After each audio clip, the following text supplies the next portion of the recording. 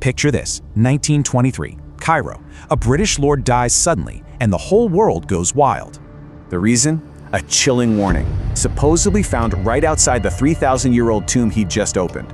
And things get weirder. The exact moment he died, all of Cairo went dark. His dog died miles away.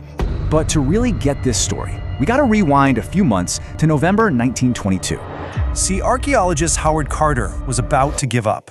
15 years of searching and nothing. And then he found it, a sealed door with the name of a forgotten pharaoh, Tutankhamun. Peering inside, Carter was asked what he saw. His reply was simple: yes, wonderful things. And he wasn't kidding. Over 5,000 priceless artifacts, just sitting there, untouched for millennia. But right after the discovery, things got spooky. A cobra, a symbol of the pharaohs, ate his pet birds. And it didn't stop there. Visitors and team members just started dying, one after another.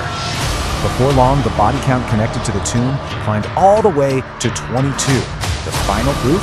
The mummy had a mark on its cheek, right where Carnarvon's fatal mosquito bite was. So the world was totally convinced. But was the curse actually real? Let's dig into the facts.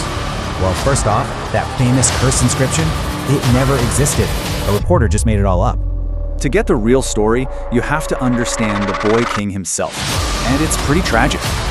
You see, his parents were actually brother and sister, a common royal practice, but with awful consequences. All that inbreeding left him with a club foot, a painful bone disease, and even malaria. He died at just 18 years old, not from some ancient curse, but from all his illnesses. So why was his tomb untouched? Well, later pharaohs basically erased his name from all the records. And that's the big secret. His tomb survived because, for 3,000 years, everyone forgot he existed. So what about all those other deaths? Turns out there were logical explanations, like infections and toxic mold. And here's the real kicker. The people most exposed to the curse lived surprisingly long lives.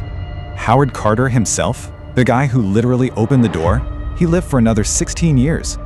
You know, the ancient Egyptians believed true death was when your name was no longer spoken. So, was it a death curse, or a discovery that, ironically, gave a forgotten king immortality?